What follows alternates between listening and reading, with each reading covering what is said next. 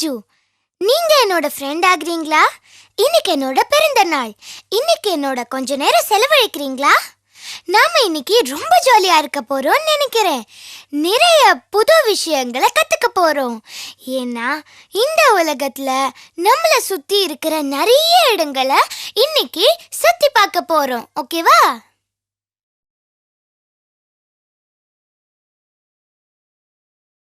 Good morning அப்பா. Good morning அம்மா. Good morning Raju. உனக்கு என் பிறந்த நாள் வாழ்த்துக்கள். ரொம்ப தேங்க்ஸ்ப்பா. இன்னைக்கு நான் ரொம்ப சந்தோஷமா இருக்கேன். பார்ட்டி எப்ப வச்சிருக்கீங்கப்பா? என் ஃப்ரெண்ட்ஸ் எல்லாம் என்னோட விளையாட எப்ப வராங்க? Happy birthday Raju. உன்னோட பர்த்டே பார்ட்டியை இன்னைக்கு ஈவினிங் 4 மணிக்கு ஃபிக்ஸ் பண்ணிருக்கோம். அதுக்காக சில பொருள்லாம் வாங்கணும். நான் கடைக்கு போக போறேன். நீ என் கூட வரியா ராஜு? கண்டிப்பா, அது ரொம்ப ஜாலியா இருக்கும். ஹலோ, அர்ஜுன் பேசுறேன். அருண், என்ன இன்னைக்கு மார்னிங் ஃப்ளைட்லையா? ரொம்ப நல்லது. சரி, நாங்க ஏர்போர்ட்டுக்கு வந்து உன்னை ரிசீவ் பண்ணிக்கிறோம். என்ன, உன்னோட அங்கிள் மும்பையிலேருந்து இப்பதான் பேசினாரு ராஜு. அவரும் மாலா ஆண்டியும் அப்புறம் உன் கசின் ராஜுவும் சென்னைக்கு திடீர்னு கிளம்பி வர்றாங்களாம். இங்க இருந்து கோயம்புத்தூரும் போகணுமா. அவர் இப்ப மும்பை ஏர்போர்ட்ல இருந்து தான் பேசினாரு. நாம 2 மணி நேரத்துக்குள்ள அவங்கள ஏர்போர்ட்ல போய் ரிசீவ் பண்ணணும். இன்னைக்கு ராத்திரியே அவங்க கோயம்புத்தூர் புறப்படுறாங்க. அவங்கள கூட்டிட்டு வரத்துக்கு நாம இப்ப ஏர்போர்ட் போலாமா? நிச்சயமா. நாம ஏர்போர்ட்டுக்கு போயிட்டு அதுக்கப்புறமா கடைக்கு போலாம்.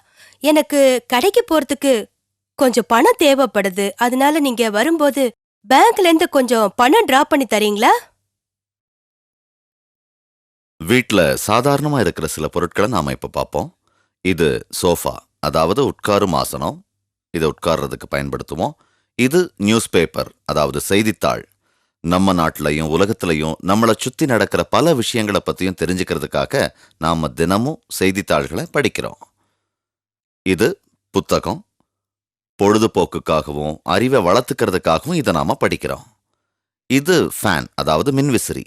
அறைய குளிர்ச்சியா வைக்கிறதுக்காக நாம மின்விசிறியை பயன்படுத்துறோம். இது டெலிஃபோன், தொலைபேசி. தொலை தூரத்தில் இருக்கிறவங்களோட தொடர்பு கொள்றதுக்காக நாம தொலைபேசியை பயன்படுத்துறோம். இது கிளாக், அதாவது கடிகாரம். கடிகாரம் நமக்கு நேரத்தை காட்டுது. நம்ம எதுக்காக இது போட்டு கட்டிக்கிறோம்? இத சீட் பெல்ட்னு சொல்லுவாங்க, அதாவது இருக்கை பட்டை.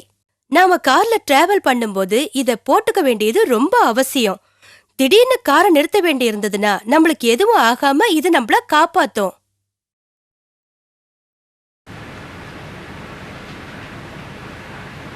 இன்னும் கொஞ்சம் ஃபாஸ்டா போலாமாப்பா? இல்ல ராஜு, இந்த ரோட்ல போறதுக்கு உண்டான ஸ்பீட் லிமிட் 50 கிலோமீட்டர் தான் போர்டு போட்டிருக்கு பாத்தியா? இந்த ஸ்பீட் லிமிட்குள்ள தான் நாம வண்டியை ஓட்டி ஆகணும். இல்லன்னு சொன்னா நிச்சயமா ஆக்சிடென்ட் ஆகிறதுக்கு வாய்ப்பு இருக்கு.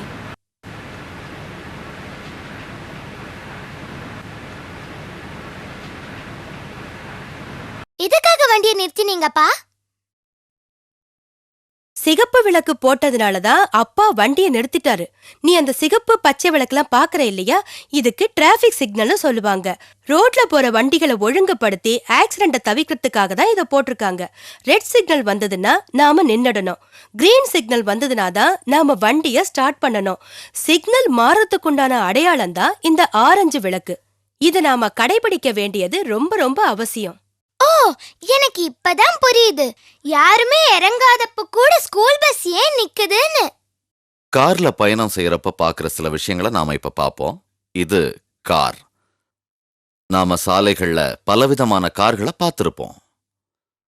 இதோட பேரு சீட் பெல்ட், அதாவது இருக்கை பட்டை. பாதுகாப்பான கார் பயணத்துக்காக இந்த சீட் பெல்ட் பயன்படுது. இது ஒரு தெருவிளக்கு. ராத்திரி நேரங்கள்ல தெருக்கள்ல வெளிச்சம் கிடைக்கிறதுக்காக நாம இதை பயன்படுத்துறோம். இது ஸ்பீட் லிமிட் சைன், அதாவது வேக கட்டுப்பாட்டு அடையாளம். நாம போற ரோட்ல வேக கட்டுப்பாடு என்ன அப்படிங்கிறத காண்பிக்கிற அடையாளம் இது. எப்பொழுதுமே நாம ஸ்பீட் லிமிட்டுக்குள்ளதான் பயணம் செய்யணும். இது டிராபிக் சிக்னல், அதாவது போக்குவரத்து அடையாள குறியீடு. சிவப்பு விளக்கு வந்தா நாம நிக்கணும். பச்சை விளக்கு வந்தா நாம போகலாம்.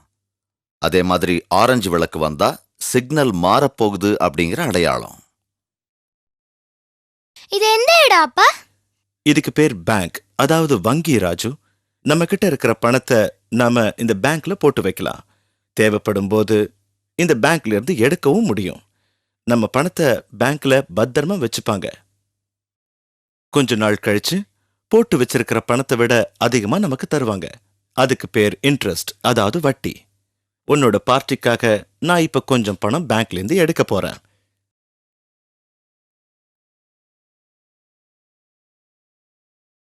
இந்த இடத்துக்கு பேர் தான் கேஷ் கவுண்டர் ராஜு. நாம பணம் போடணும்னாலோ இல்ல பணம் எடுக்கணும்னாலோ இந்த கவுண்டருக்கு தான் வரணும். இப்ப நான் என்னோட சேலரி செக்கை இங்க போட போறேன். பாஸ்புக்கையும் அப்டேட் பண்ண போறேன். பாஸ்புக்னா என்னப்பா? நம்ம பாஸா ஃபெயிலான்னு சொல்ற ரிப்போர்ட் கார்டா அது? இல்ல ராஜு, ஒவ்வொரு வாடிக்கையாளருக்கும் வங்கியில ஒரு அக்கவுண்ட் இருக்கும். ஒவ்வொருத்தரும் எவ்வளவு பணத்தை அவங்க அக்கவுண்ட்ல போடுறாங்க, எவ்வளவு எடுக்கிறாங்கன்னு அதுல தெரியும். ஒவ்வொரு வாடிக்கையாளரும் எவ்வளவு பணத்தை அக்கவுண்ட்ல மிச்சம் வச்சிருக்காங்கன்னு அதுல தெரியும். வங்கி ஒவ்வொரு வாடிக்கையாளருக்கும் கொடுத்திருக்கிற அந்த பாஸ்புக்ல இந்த டீடைல்ஸ்லாம் பிரிண்ட் பண்ணியோ இல்ல எழுதியோ இருக்கும். ஓ, அப்படியா? நீங்க சேலரி செக்க பத்தி என்னவோ சொன்னீங்களே, அது என்ன? அப்படின்னா உங்க சேலரியை செக் பண்ணணும்னு அர்த்தமா? நாம யாருக்காவது பணம் கொடுக்கணும்னா அவங்களுக்கு பேங்க் அக்கவுண்ட் இருந்துச்சுன்னா இந்த மாதிரி ஒரு செக், அதாவது காசோலை கொடுக்கலாம். என்னோட ஆபீஸ்ல இருந்து இந்த மாதிரி செக்கை தான் சேலரியா தராங்க. இத பேங்க்ல என்னோட அக்கவுண்ட்ல போடும்போது என்னோட அக்கவுண்ட்டுக்கு அவங்க அக்கவுண்ட்ல இருந்து பணம் டிரான்ஸ்ஃபர் ஆகுது. எனக்கு தேவைப்படும் போது நான் அந்த பணத்தை வித்ட்ரா பண்ணலாம். ஓ, அப்ப வங்கியில நிறைய வேலைகள் நடந்துகிட்டே இருக்கும் இல்லையா? ரொம்ப கஷ்டமான வேலையா இருக்கும்ல? ஆமா ராஜு, நீ ரொம்ப சரியா சொன்ன. இப்பெல்லாம் நிறைய வங்கிகள்ல அவங்களோட தினசரி வேலைகளை சீக்கிரமா முடிக்கிறதுக்காக இந்த மாதிரி கம்ப்யூட்டர்ஸ் தான் பயன்படுத்துறாங்க. இது என்னப்பா? இதுக்கு பேர் ஏடிஎம், அதாவது ஆட்டோமேட்டிக் டெல்லர் மிஷின், தானியங்கி பணம் வழங்கும் இயந்திரம். இந்த ஏடிஎம் கார்டை யூஸ் பண்ணி நம்ம அக்கவுண்ட்ல இருந்து எந்த நேரத்துல வேணாலும் பணம் எடுக்கலாம், பேலன்ஸை செக் பண்ணலாம். வங்கி மூடி இருந்தாலும் இதை செய்ய முடியும். ஏடிஎம் 24 மணி நேரமும் இயங்கக்கூடியது, அதாவது எப்ப வேணும்னாலும் இது ஒர்க் பண்ணும். இப்பொழுது வங்கியில என்னென்ன இருக்கு அப்படின்னு பார்ப்போம். இது பணம். பணத்தை நாம பல விதத்திலையும் பயன்படுத்துறோம். உதாரணமா கடைகள்ல பொருட்கள் வாங்கறதுக்கும், ஸ்கூல்ல ஃபீஸ் கட்டுறதுக்கும், இந்த மாதிரி. பண விஷயத்துல நாம ரொம்ப ஜாக்கிரதையா இருக்கணும். இது செக், அதாவது காசோலை. யாருக்காவது பணம் கொடுக்கணும்னாலும் அக்கவுண்ட்ல இருந்து பணம் எடுக்கிறதுக்காகவும் நாம பயன்படுத்துறோம். இதோட பேரு டெபாசிட் ஸ்லிப், அதாவது பணம் செலுத்தும் படிவம். பணம் செலுத்துறதுக்காக நாம இந்த டெபாசிட் ஸ்லிப்பை பயன்படுத்துறோம். யாராவது காசோலையோ அல்லது பணமோ தந்தா அதை நம்ம கணக்குல செலுத்துறதுக்கு இது பயன்படுது. இந்த பணம் செலுத்தும் படிவத்தை நாம பூர்த்தி செய்யும் போது வாடிக்கையாளரோட பேரு, வங்கி கணக்கு எண், செலுத்த போற பணம், காசோலையா செலுத்தினா அதோடைய எண், அல்லது பணமா செலுத்தினா எவ்வளவு பணத்தாள்கள், எவ்வளவு நாணயங்கள், அப்புறம் செலுத்துற தேதி எல்லாத்தையும் நாம தவறாம குறிக்கணும். இதோட பேரு வித்ட்ராயல் ஸ்லிப், அதாவது பணம் எடுக்கும் படிவம். நம்முடைய வங்கி கணக்குல இருந்து நாம பணம் எடுக்கிறதுக்காக நாம இதை பயன்படுத்துறோம். நம்முடைய வங்கி கணக்கு எண், அன்றைய தேதி, எடுக்க போற தொகை எல்லாத்தையும் இதுல எழுதி நாம கையொப்பமும் இடணும். இது பாஸ்புக், அதாவது கைசாத்து புத்தகம். நம்ம வங்கி கணக்கோட எல்லா விவரங்களையும் இந்த பாஸ்புக்கை பார்த்தா நாம தெரிஞ்சுக்க முடியும். அதாவது நம்ம கணக்குல செலுத்தப்பட்ட தொகை, அதிலிருந்து எடுக்கப்பட்ட தொகை, இதெல்லாத்தையும் தெரிஞ்சுக்கலாம். அது மட்டும் இல்லாம நம்ம கணக்குல மீதி தொகை எவ்வளவு இருக்கு அப்படிங்கறதையும் தெரிஞ்சுக்க முடியும். நாம நம்ம பாஸ்புக்கை அடிக்கடி அப்டேட் பண்ணிக்க வேண்டியது ரொம்ப முக்கியம். இது டிமாண்ட் டிராஃப்ட் அல்லது டிடி, அதாவது வரைவு காசோலை. சில நேரங்கள்ல யாருக்காவது நாம பணம் கொடுக்கணும்னா காசோலைக்கு பதிலா இந்த டிடியை பயன்படுத்தலாம். இதுவும் காசோலை மாதிரி தான். ஆனா கொடுக்க வேண்டிய தொகைய முதல்லயே நாம வங்கியில கட்டிட்டு அந்த தொகைக்கு வங்கி தர்ற வரைவு காசோலைய நாம அவங்களுக்கு கொடுக்கிறோம். இதுதான் டிமாண்ட் டிராஃப்ட் அப்படின்னு சொல்றோம். இதுதான் ஏடிஎம், ஆட்டோமேட்டிக் டெல்லர் மிஷின், அதாவது தானியங்கி பணம் வழங்கும் இயந்திரம். நம்ம கணக்குல இருந்து பணம் எடுக்கிறதுக்கும் வங்கிக்கு போகாமலேயே நம்ம கணக்குல எவ்வளவு பணம் இருக்குன்னு தெரிஞ்சுக்கிறதுக்கும் இந்த ஏடிஎம் உதவியா இருக்கும். அதாவது ஏடிஎம்லேயே இந்த வேலைகள் எல்லாத்தையும் நாம செய்ய முடியும். 24 மணி நேரமும் இந்த ஏடிஎம் இயங்கிக் கொண்டுதான் இருக்கும். ஏடிஎம் கார்டு, அதாவது இந்த ஏடிஎம்ல நாம பணம் எடுக்கிறதுக்காக உபயோகிக்கப்படுற அட்டை. பணம் எடுக்கிறதுக்கு ஏடிஎம் நாம பயன்படுத்தணும்னா முதல்ல ஏடிஎம்ல ஏடிஎம் கார்டை போடணும். அதுக்கப்புறம் வங்கி நமக்கு தந்திருக்கிற பின், அதாவது பர்சனல் ஐடென்டிஃபிகேஷன் நம்பரை அழுத்தணும். அப்பத்தான் வங்கி கணக்குகளை நாம இதன் மூலமா பார்க்க முடியும். அதாவது ஏடிஎம்முக்கு நாம யார் அப்படிங்கறத தெரிவிக்கிறதுக்காகவும் மத்தவங்க நம்ம கணக்கை தவறா பயன்படுத்தாம இருக்கிறதுக்காகவும் தான் இந்த பின்னை நாம பயன்படுத்துறோம். நாம இப்போ போஸ்ட் ஆபீஸ் பக்கத்துல வந்திருக்கோம். கொஞ்சம் வண்டியை நிறுத்துறீங்களா? எனக்கு கொஞ்சம் ஸ்டாம்ப்ஸ் வாங்க வேண்டியிருக்கு. ராஜு, இதுதான் போஸ்ட் ஆபீஸ், அதாவது அஞ்சல் நிலையம். யாருக்காவது கடிதமோ தந்தியோ இல்ல மணி ஆர்டரோ அனுப்பணும்னா போஸ்ட் ஆபீஸ் மூலமா அனுப்பலாம். இந்த மாதிரி போஸ்ட் பாக்ஸ்ல, அதாவது தபால் பெட்டில கடிதத்தை போடுவாங்க. அத நிறைய இடத்துல வச்சிருப்பாங்க. கடிதங்கள் எல்லாத்தையும் அப்புறமா தபால் நிலையத்துக்கு எடுத்துட்டு வருவாங்க. அப்புறம் அந்தந்த இடத்துக்கு போக வேண்டிய கடிதங்களை தனித்தனியா பிரிப்பாங்க. அந்தந்த ஊர் போஸ்ட் ஆபீஸ்க்கு அதை அப்புறமா அனுப்பி வச்சிருவாங்க. அங்க இருக்கிற போஸ்ட்மேன் அதை சேர வேண்டிய விலாசத்துல கொண்டு போய் பத்திரமா சேர்த்துருவாரு. மேடம், 5 ரூபாய் ஸ்டாம்ப்ஸ் ஒரு 20 கொடுங்களேன். இந்த ஸ்டாம்ப்ஸ் எதுக்காக யூஸ் பண்றோம் அம்மா? நாம யாருக்காவது கடிதம் அனுப்பணும்னா அதுக்கு எவ்வளவு ரூபாய் ஸ்டாம்ப்ஸ் ஒட்டணுமோ அதை இந்த என்வலப்லங்கிற தபால் உரையில ஒட்டி தான் அனுப்பணும். இத பாத்தியா? இதுதான் ஸ்டாம்ப், அதாவது தபால் தலை. நம்ம கடிதத்தை சேர வேண்டிய இடத்துல சேர்க்கறதுக்காக போஸ்ட் ஆபீஸ் நமக்கு செய்யற உதவிக்கு கட்டணம் தான் இது. கடிதம் அனுப்புறது தவிர வேற என்னெல்லாம் தபால் மூலமா அனுப்பலாம்? போஸ்ட் ஆபீஸ் வழியா தான் பார்சலை அனுப்ப முடியும். போன பர்த்டேக்கு டெல்லியில இருக்கிற கசின் உனக்கு இந்த பார்சல் வழியா தானே அந்த டாய்க்கார அனுப்பி வச்சாரு, ஞாபகம் இருக்கா? ஓ ஆமா, எனக்கு ஞாபகம் இருக்கு. அது ரொம்ப நல்லா இருந்தது. தோ நிக்கிறாரே அந்த அங்கிள் ஒரு பார்சல் அனுப்ப போறாருன்னு நினைக்கிறேன். ஆமா, அங்க பாத்தியா? பார்சலை எடை போடுறாங்க. பார்சலுக்கு வெயிட் அதிகமா இருந்தா அந்த சார்ஜும் அதிகமாகும். டெல்லியில இருக்கிற என் கசினுக்கு நான் லெட்டர் அனுப்பினா நாளைக்கு அது அவனுக்கு கிடைச்சிடுமா அம்மா? இல்ல ராஜு, சாதாரணமா லெட்டர் போய் சேர்றதுக்கு 3-4 நாள் ஆகும். இருந்தாலும் அவசரமா இருந்தா ஸ்பீட் போஸ்ட், அதாவது விரைவு தபால்ங்கிற ஒரு சர்வீஸ் இருக்கு. இதுல அனுப்பினா அடுத்த நாளே அவங்களுக்கு போய் சேர்ந்துரும். ஆனா இதுக்கு கொஞ்சம் பணம் அதிகமா செலவாகும். மணி ஆர்டர்னா என்ன? யாருக்காவது பணம் அனுப்பணும்னா மணி ஆர்டர் வழியா, அதாவது பண அஞ்சல் படிவம் வழியா அனுப்பலாம். உதாரணத்துக்கு எங்க கிராமத்துல இருக்கிற தாத்தாவுக்கு நான் ஒவ்வொரு மாசமும் 1000 ரூபாய மணி ஆர்டர் அனுப்பிக்கிட்டு இருக்கேன். நான் இங்க இருக்கிற போஸ்ட் ஆபீஸ்ல பணம் கட்டிடுவேன். மணி ஆர்டர் ஃபார்மை ஃபில்அப் பண்ணிடுவேன். அதுல ஏதாவது சின்ன தகவலும் எழுதி அனுப்ப முடியும்.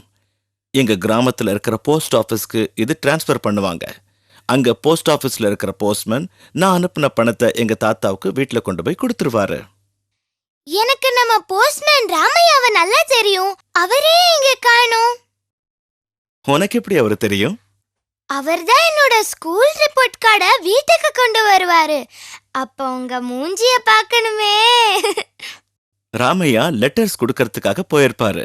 நாம புறப்படலாம். நேரம் ஆயிடுச்சு, ஏர்போர்ட்டுக்கு போகலாம். போஸ்ட் ஆபீஸ்ல, அதாவது தபால் அலுவலகத்துல நாம பார்க்கிற சில விஷயங்களை இப்போது பார்க்கலாம். இது ஒரு போஸ்ட் பாக்ஸ், தபால் பெட்டி. மக்களோட தேவைக்கேற்ப நகரின் பல முக்கிய இடங்கள்லையும் கடிதங்களை போடுறதுக்காக இந்த தபால் பெட்டிகளை அமைச்சிருக்காங்க. இது போஸ்டேஜ் ஸ்டாம்ப், அதாவது அஞ்சல் தலை அல்லது தபால் தலை. தபால் மூலமா கடிதத்தை அனுப்புறதுக்கு முறையான ஸ்டாம்பை தபால் உரையில ஒட்டி நாம தபால் பெட்டியில போடணும். சாதாரணமா தபால் உரை அதிக எடையா இருந்தா அதற்கேற்றவாறு ஸ்டாம்போட கட்டணமும் அதிகமா இருக்கும். இது மணி ஆர்டர் ஃபார்ம், அதாவது பண அஞ்சல் படிவம்.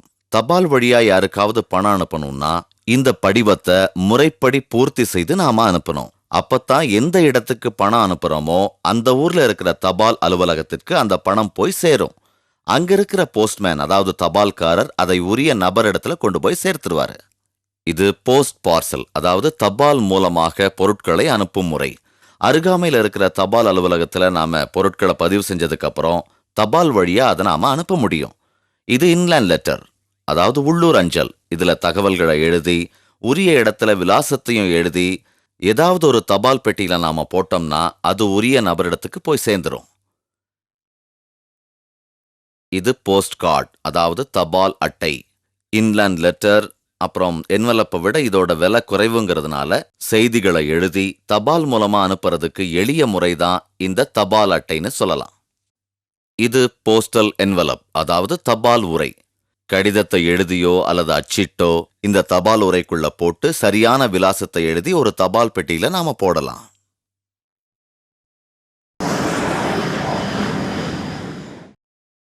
விசிட்டர்ஸ் டிக்கெட் வாங்கிட்டோம்னா ஏர்போர்ட்குள்ள போய் நாம அங்க வெயிட் பண்ண முடியும்.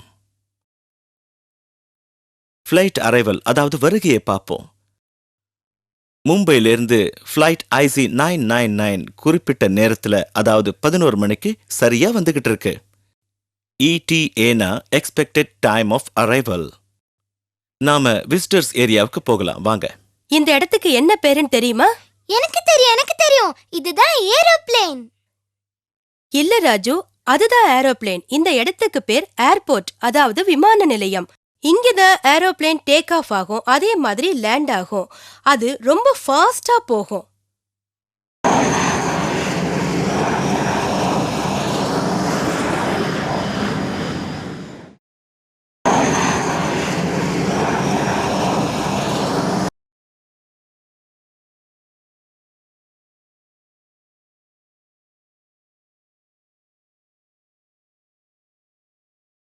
ஓ, நம்ம சென்னை வந்துட்டோமா?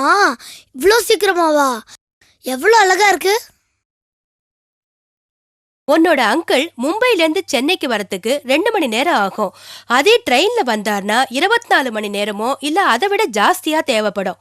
அங்க பாரு ராஜு, அவங்க லக்கேஜ் எடுக்கிறதுக்காக போயிருக்காங்க. மும்பைல இருந்து அவங்க கொண்டு வந்த லக்கேஜ் இந்த கன்வேயர் பெல்ட் வழியா, அதாவது பொருட்களை எடுத்து செல்லும் பட்டை வழியா வெளியில வரும்.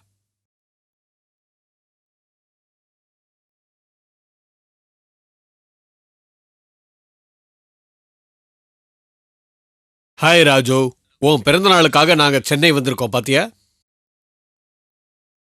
நீங்க என் பிறந்த நாளுக்கு மும்பைல இருந்து என்ன கொண்டு வந்திருக்கீங்க அங்கிள்? ராஜு, இப்படி எல்லாம் நீ கேட்க கூடாது. அவங்க கிட்ட நீ நல்ல புள்ளையா நடந்துக்கணும். வணக்கம் அங்கிள். வணக்கம் ஆண்டி. எப்படி இருக்கீங்க? ஹலோ ராஜீவ். நீ ஏர்போர்ட்டுக்கு வருவேன்னு நான் நினைச்சேன் ராஜு. அதனால நான் இதை கையிலேயே வச்சிருந்தேன். அப்படியா? எனக்கு இப்பவே இது திறந்து உள்ள என்ன இருக்குன்னு பார்க்கணுமே. இப்பதானே சொன்ன. அங்கிளுக்கு நீ தேங்க்ஸ் சொல்லு. வீட்டுக்கு போனதுக்கு அப்புறம் இதை திறந்து பார்க்கலாம், என்ன? Thank you uncle. இப்போ விமானத்தை குறித்தும் விமான நிலையத்தை குறித்தும் நாம பார்க்க போறோம். இது ஏர்லைன் டிக்கெட், அதாவது விமான பயணச்சீட்டு.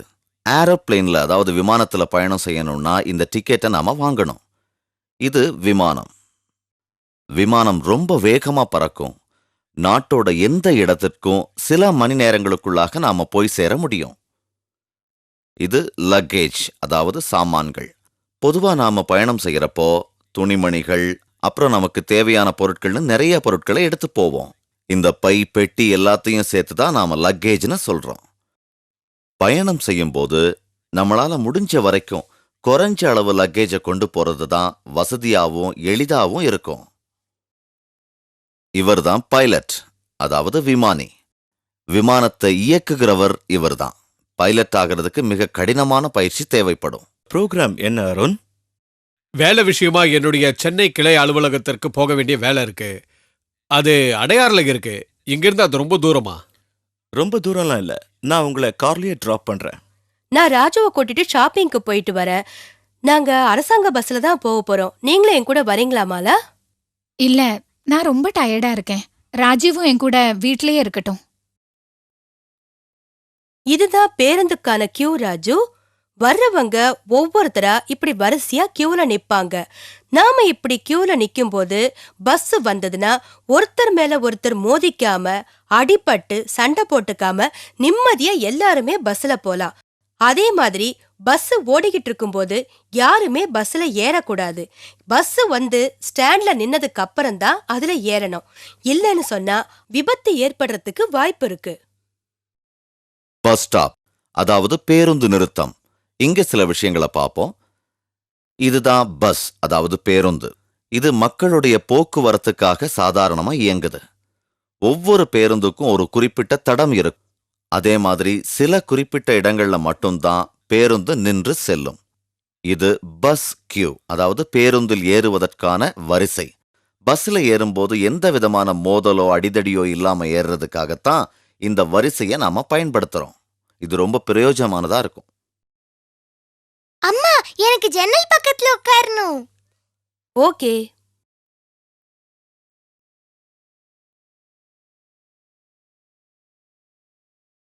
மாடர்ன் ஷாப்பிங் மாலுக்கு ஒரு ஆஃப் டிக்கெட்டும் ஒரு ஃபுல் டிக்கெட்டும் கொடுங்க.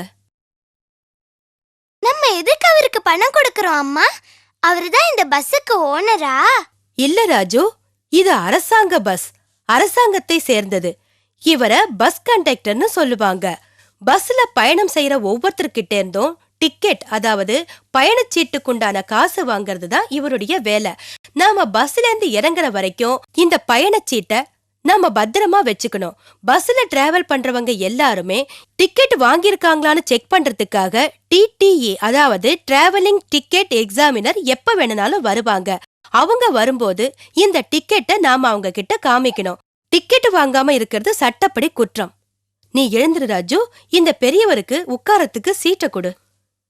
நல்ல பையன் ராஜு, நாம எல்லாருக்குமே ஹெல்ப்பா இருக்கணும். குறிப்பா பெரியவங்க வந்தாங்கன்னா நம்மளால முடிகிற எல்லா உதவியையும் நாம அவங்களுக்கு செஞ்சு கொடுக்கணும். இத பாரு, நாம இறங்க வேண்டிய இடம் வந்தாச்சு. வா ராஜு, போகலாம். பேருந்து பயணத்தின் போது காணப்படுற சில விஷயங்களை பார்ப்போம். இதுதான் பஸ் டிக்கெட், அதாவது பேருந்து பயணச்சீட்டு.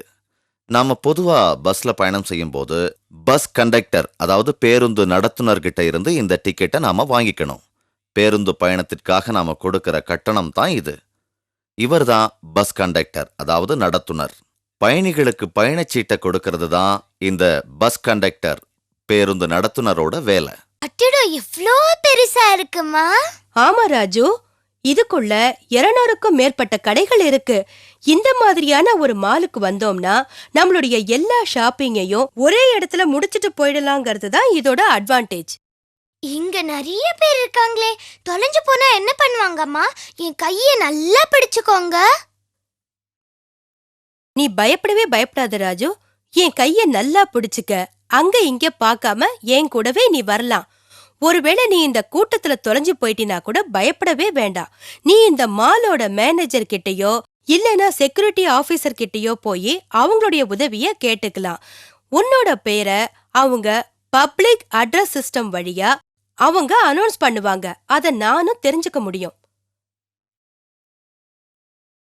பாத்தியா, ரவிங்கிற சின்ன பையன் இந்த கூட்டத்துல அப்பாவை மிஸ் பண்ணிட்டான்.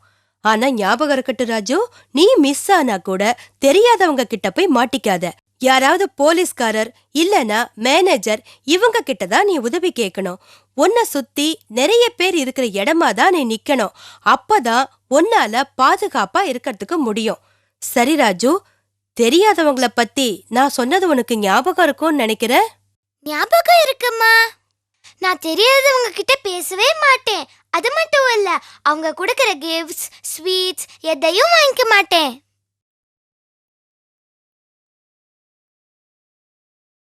இந்த ரெடிமேட் கார்மெண்ட் ஷாப்ல உன்னோட பர்த்டே பார்ட்டிக்கு புது ட்ரெஸ் வாங்கலாம் ராஜு.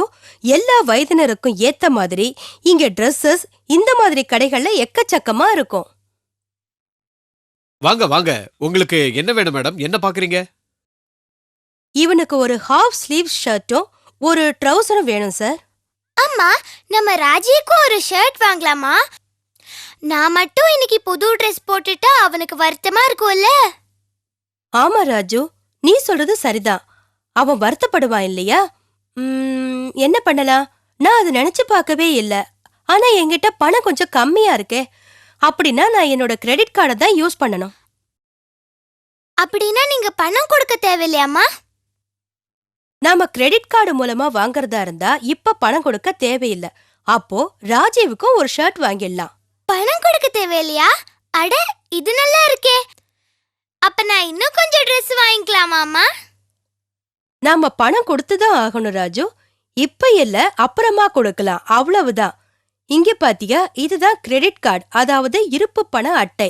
நாம இத கொடுத்தோம்னா நம்மளுடைய வங்கி கடைக்காரருக்கு பணத்தை கொடுத்துரும். அதுக்கப்புறமா நம்ம கிட்ட இருந்து வங்கி பணத்தை வாங்கிக்கும்.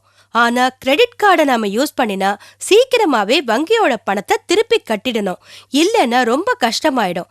ஏன்னா நாம சரியான தேதியில கட்டலைன்னா வங்கி நம்ம கிட்ட இருந்து வட்டி வாங்கிடும். சாதாரணமா கொஞ்சம் பணத்தை மட்டும் திருப்பி கட்டினா வட்டி ரொம்ப அதிகமா கட்ட வேண்டியிருக்கும். சரி, இங்க இருந்து நாம கொஞ்சம் மளிகை சாமான், காய்கறி, பழங்கள்லாம் வாங்கிக்கலாம். இத பாத்தியா, அன்னாசி பழம், ஆப்பிள், திராட்சை, வாழைப்பழம் எல்லாம் இருக்கு. இன்னைக்கு நம்ம வீட்ல பார்ட்டிக்காக கொஞ்சம் காய்கறிகளையும் பழங்களையும் வாங்கிட்டு போலாம் ராஜு. நீங்க எதுக்காக இந்த கூடைய வாங்குறீங்கம்மா? நான் இந்த கூடையை வாங்கல ராஜு. நமக்கு தேவையான சாமான்கள் எல்லாத்தையும் இந்த கூடையில எடுத்து போட்டுக்கிட்டு பில்லிங் செக்ஷன்ல கொண்டு போறதுக்காக தான் இந்த கூடையை எடுத்திருக்க. இது ஒரு செல்ஃப் சர்வீஸ் சூப்பர் மார்க்கெட். இங்க நிறைய கடைகள்ல இந்த மாதிரி தான் இருக்கு. நாமளே கடைக்குள்ள நடந்து என்னென்ன தேவையோ அது எல்லாத்தையும் கூடையில போட்டுக்கிட்டு பணம் செலுத்துற இடத்துக்கு நாம போகணும். இது பிரெட் பாக்கெட். இதுல இன்னைக்கு டேட் போட்டிருக்கு. அதாவது இது ஃப்ரெஷ் பிரெட்னு அர்த்தம். எப்பவுமே ஃப்ரெஷ் ப்ராடக்ட்ஸ் தான் வாங்குற மாதிரி நம்ம செக் பண்ணி பார்க்கணும். பொதுவா எல்லா ப்ராடக்ட்ஸ்லுமே எத்தனை நாள் வரைக்கும் அது ஃப்ரெஷ்ஷா இருக்குங்கிற டேட்டை போட்டிருப்பாங்க. எக்ஸ்பைரி டேட் முடிஞ்சு போன பொருட்களை நாம ஒரு நாளும் வாங்கக்கூடாது.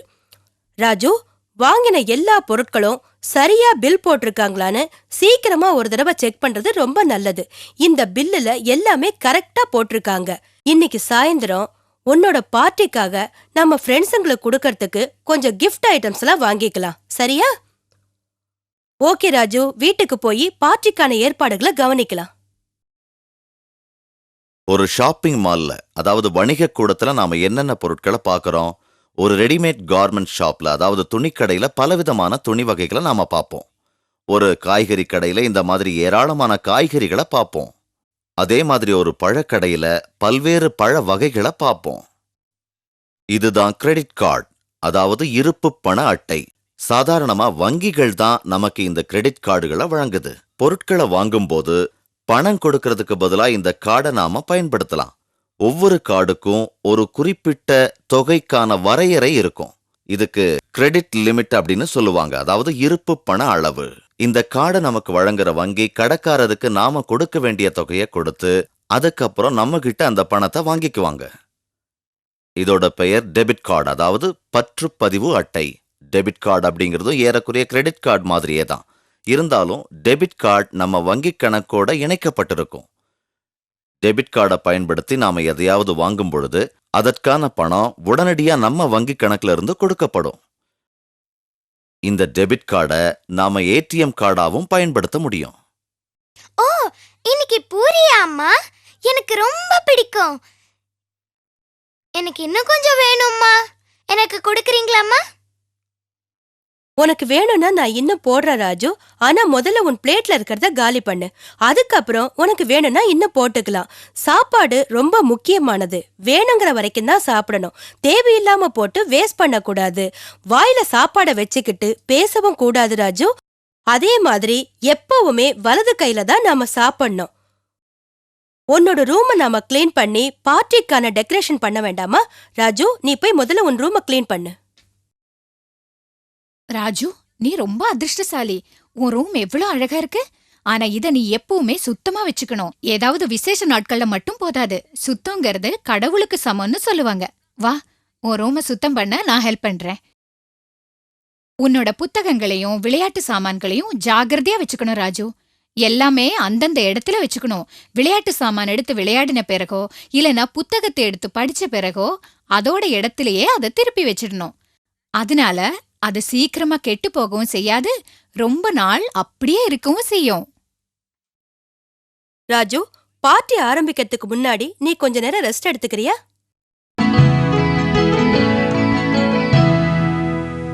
ராஜு, ராஜு, சீக்கிரமா வா ராஜு. உனக்காக தான் மெழுகுவத்திகள்லாம் ஏத்துற. நீ இதை எல்லாத்தையும் ஊதி அணைச்ச பிறகு கேக்க கட் பண்ணு.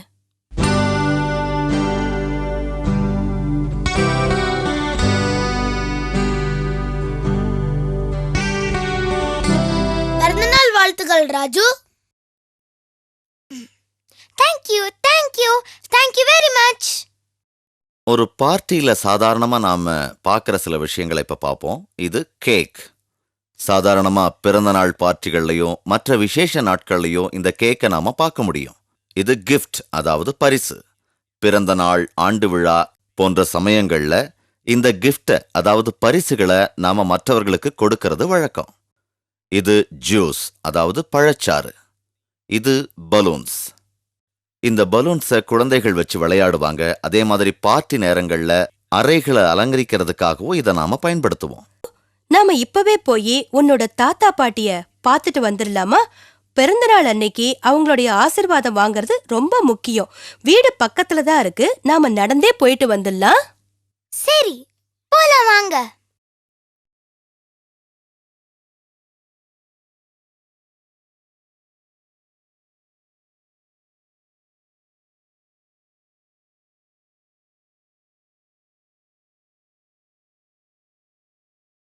நாம யாரையாவது பார்க்க போகும்போது ஏதாவது பழமோ இல்ல சின்ன கிஃப்டோ வாங்கிட்டு போகணும். குறிப்பா பெரியவங்கள பார்க்க போகும்போது. இங்க பாரு ராஜு, நீ நடைபாதையில தான் நடக்கணும். அப்படி நடக்கிறது தான் உனக்கும் பாதுகாப்பு.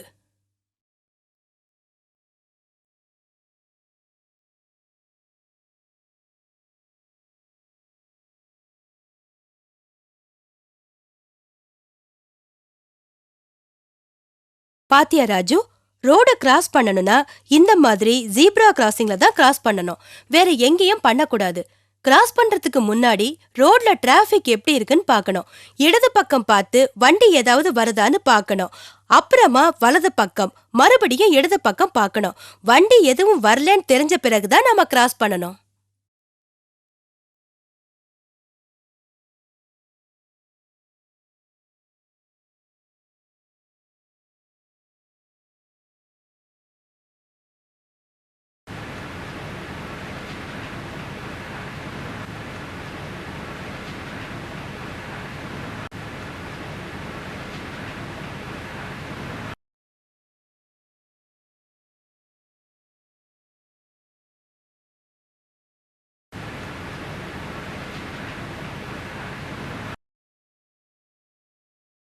இங்க சாலையில நடக்கிற சில விஷயங்களை நாம பார்ப்போம். இதுதான் ஜீப்ரா கிராசிங், அதாவது பாதசாரிகள் சாலையை கடக்கின்ற இடம். குறிப்பிட்ட இந்த இடத்துல தான் நாம சாலையை கடக்கணும்.